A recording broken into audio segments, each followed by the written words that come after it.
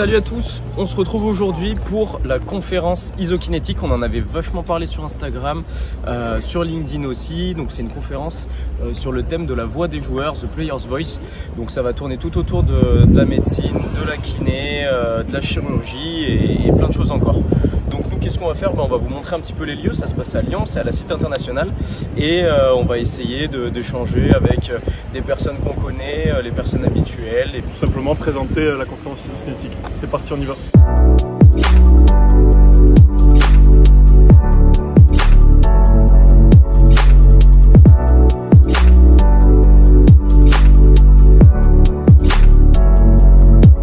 Du coup là on est dans le hall d'entrée, d'accord. Tout le monde a des petits tickets comme ceci pour pouvoir se balader un petit peu partout. Et après on nous a forcément donné une dotation. Donc, on a le sac Isokinétique. Et comme d'habitude, le plus intéressant, c'est à l'intérieur, avec le bouquin, le livre habituel de la conférence. Ouais, il est vachement bien. Chaque année, en fait, à chaque conférence, ils font ce livre. C'est un livre qui comprend tous les abstracts, en fait, de ce dont on va évoquer à la conférence. Donc, que ça soit, on y reviendra après, mais les posters ou les petits workshops ou les grosses conférences. Donc, c'est hyper intéressant. Mais il est disponible aussi, je crois, à l'achat sur Internet.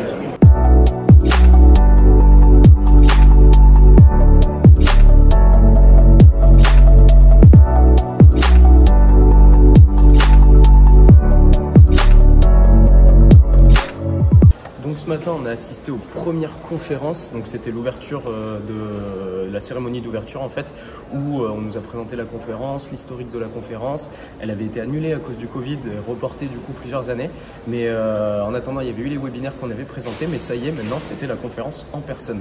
On a eu le mot du président Stefano Della Villa de bienvenue, et ensuite on a enchaîné directement avec les premières conférences sur les arrêts cardiaques soudains sur le terrain. C'est ça, ouais, rien de super précis, mais vraiment plus un message.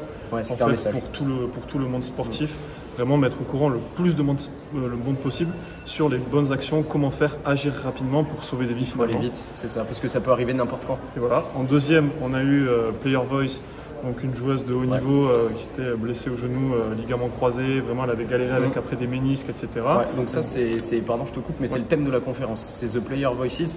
Donc du coup il va y avoir des athlètes qui vont venir s'exprimer sur leur passé vis-à-vis d'une blessure ou de choses comme ça.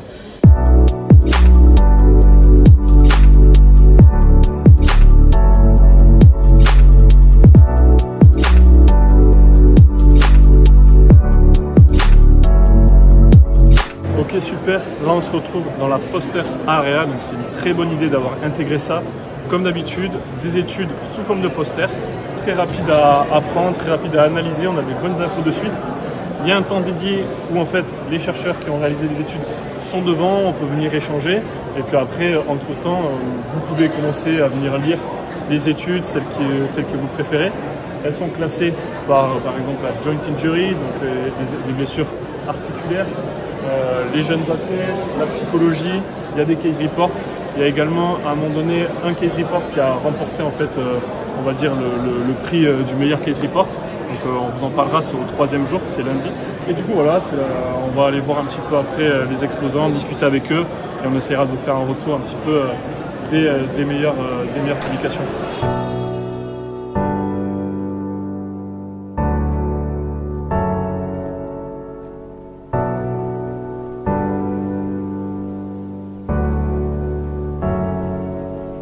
Donc là on a fait un petit tour des exposants et on se retrouve ici au stand de Vald avec Laurent qui est notre ami, notre contact français chez Vald, et on a travaillé avec eux sur les airbands et également sur une présentation et des vidéos sur les force dex, mais ça s'arrête pas qu'aux force dex. On a les force dex avec taille moyenne et les petites, et après on va retrouver donc à la fois des dynamètres en main, on va ici un peu partout répartis sur le testing, donc là c'est notre dernier produit de Dynamo, on va faire à la fois du testing sur le tirage ou de la compression. Si après on veut passer au niveau au-dessus, c'est-à-dire qu'on va chercher plus de validité, on va avoir le force frame, donc, qui est là-bas au bout, où tous les gens sont autour. Si on veut monter encore d'un cran, des airbands, donc ça c'est encore un peu différent, on va sur le blood flow restriction, sur la restriction du flux sanguin. Et enfin on a le Nordboard, qui est le premier produit qui a été développé par vous en 2014, sur le monitoring, le suivi de la force excentrique des ischio-jambiers. Et donc du coup en fait tout tous ces appareils ils synchronisent des données qu'après on peut retrouver sur un logiciel. Dès lors qu'on va, tous les outils sont combinés ensemble, toutes les données vont converger vers ce qu'on appelle le hub, Vault Hub. En fait, on a juste besoin d'un navigateur web et à ce moment-là, on va tout retrouver en ligne. Donc voilà, c'est hyper intéressant. On l'a présenté, donc vous retrouverez l'article, on le mettra en description. Mais ça donne tout un tas d'informations qui sont hyper pertinentes. Et du coup, juste là, il y a le Grip Challenge. Donc il y a des petits concours pour tester sa force de grip. Là, il n'y a pas la force que j'ai générée, mais c'est le record. Plus de 2000 newtons. Ok, donc c'est une fin de journée. Là, on va aller tous les trois dans un petit bouchon lyonnais se détendre. Par rapport au programme de demain, donc là, je l'ai sous les yeux. C'est super bien organisé. Donc il y aura hip and groin, donc hanche et laine, la région du bassin. Il y aura également une free roll presentation neuromusculaire, donc il y aura Florian Forelli. C'est ça, ouais, une étude intéressante, on en parlera parce que c'est sur la chaîne cinétique ouverte précoce après une intervention chirurgicale sur le croisé antérieur. Donc c'est un sujet qui est un peu d'actualité à débat, donc du coup on va voir ce que ça donne. On va voir ce que ça donne. Il y a le return to play après une blessure au genou. Les tendinopathies des membres inférieurs et bien sûr des re-injuries au niveau des ligaments croisés antérieurs, ce qu'on déteste tous. Mais voilà, on va vous parler un petit peu de tout ça. On se retrouve demain. À demain. Salut. Ciao.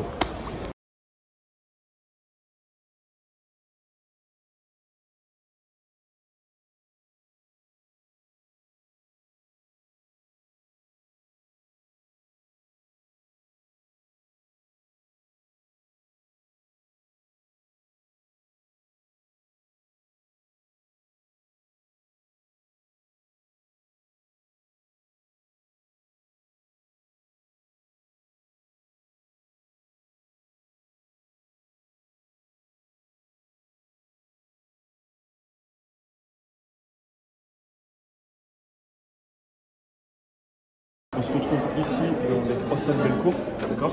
C'est 3 salles beaucoup plus petites, plus intimes que par exemple le forum ou l'amphithéâtre. Donc ici il y a des workshops, donc c'est un petit peu plus pratique, hein. Il y en avait par exemple à Monaco, à l'IOC. Après il y a quoi d'autre ici? En fait c'est des mini-conférences où c'est des scientifiques qui viennent présenter les recherches qu'ils ont fait, mais c'est beaucoup plus rapide, il y a plus d'enchaînement, on traite plusieurs sujets, il y a un petit échange à la fin sur 2-3 questions et puis ça permet de voir des études qui sont bien faites sur des sujets intéressants, donc c'est vraiment sympa. Ouais. Ça c'est des plus petites études, un peu plus personnelles, ouais, on va un dire. petit peu, à plus petite échelle, petite échelle. Donc, mais ça reste quand même intéressant et puis ça peut donner des idées en fait pour faire des plus grandes études du coup à l'avenir. Et après en dernier, il y a des compagnies, ils appellent ça des compagnies workshop. Donc là c'est des workshops sans études forcément, mais c'est des compagnies qui ont du matériel, etc. qui viennent présenter. En fait c'est les exposants qui viennent présenter leurs travaux scientifiques qu'ils ont fait. Forcément du coup il y a plus de conflits d'intérêts, mais c'est toujours intéressant quand même de voir ce qu'ils proposent et ce qu'ils ont pu trouver. Petite transition, merci beaucoup à la conférence cinétique de nous avoir invités, à tout le groupe. C'est super bien organisé. Il y a vraiment des petits stands partout pour aider, pour poser ses affaires. Enfin, on est tout le temps encadré s'il y a besoin de quoi que ce soit. Donc on est vraiment mis dans de bonnes conditions dans un cocon pour pouvoir suivre toutes les conférences. Donc encore merci beaucoup à Francesco, à Stefano, enfin à toute la famille de la Villa et à tous les organisateurs, Alexia, Christine Zanetti.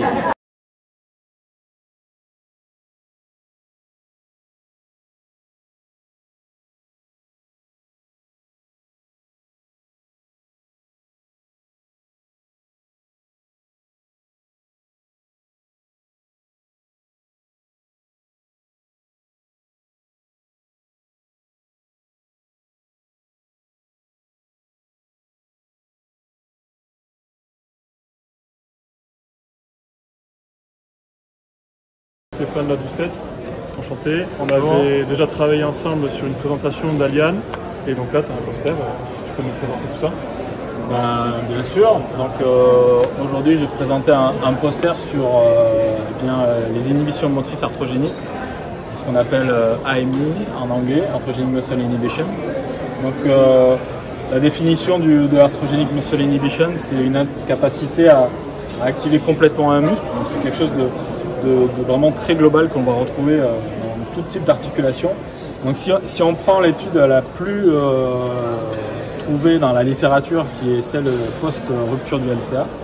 Qu'est-ce qui se passe? C'est que eh bien, après la rupture, on a inflammation, gonflement, laxité ligamentaire, douleur, qui va faire qu'on a une rupture du fibrillage sensoriel. Et du coup, le cerveau, il va avoir tendance à moins activer le quadriceps et il va y avoir aussi une exacerbation du réflexe de flexion sur les ischios. Et ça peut faire le lit du flessum qui va être caractéristique de l'AMI.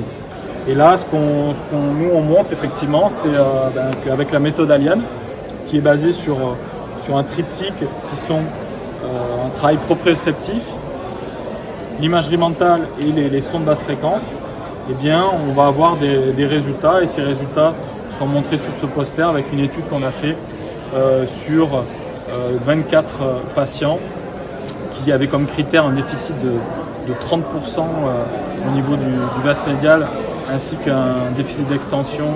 Eh bien, on obtient comme résultat qu'en une séance, en moyenne, on a une amélioration de 45% de l'activation du quadriceps, donc du vaste médial, et une différence significative aussi sur la réduction de ce déficit d'extension d'à peu près 9 degrés. Voilà. Et tout ça nous montre que, eh bien, il y a vraiment un intérêt à associer à la fois l'imagerie mentale, les sons de basse fréquence qui vont permettre aussi de plonger le cerveau dans un certain état et aussi servir avec un deuxième type de son d'engramme, et que faire en sorte que le résultat qu'on a obtenu en une seule séance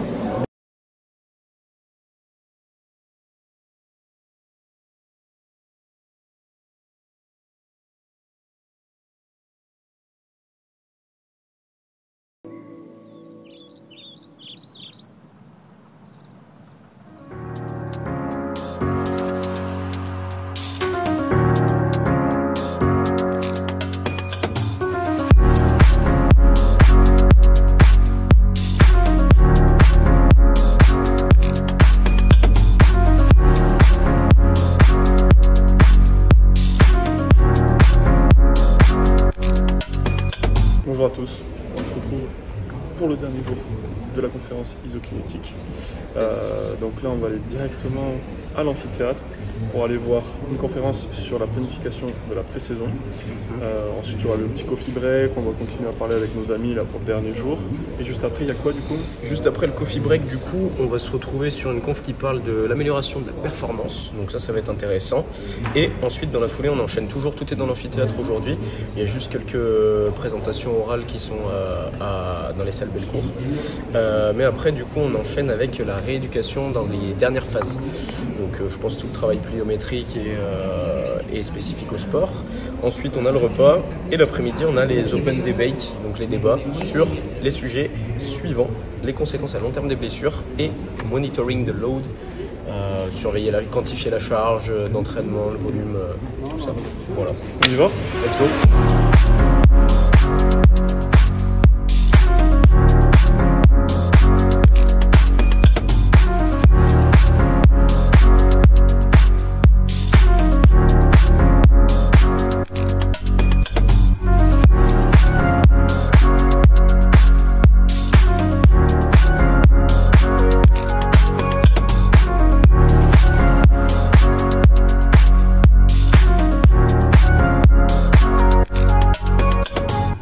Ok, donc clap de fin du coup pour la conférence isokinétique qui était un événement encore au top, encore une fois. Des conférences aujourd'hui qui étaient super intéressantes, c'était encore hyper pertinent, des bonnes recherches, notamment sur la planification pré-saison ce matin, c'était hyper intéressant pour éviter les blessures, tout ça. Donc voilà, hyper content d'avoir pu être invité par le groupe médical isokinétique. On espère que le reportage va vous plaire ou vous a plu si vous l'avez déjà vu.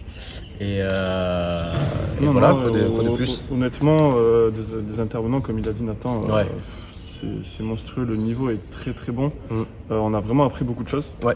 Ça, c'est vrai, des nouvelles avancées, les nouvelles recherches. Donc nous, c'est vrai qu'avec les articles, les rédacteurs et nous, oui, on lit beaucoup d'articles.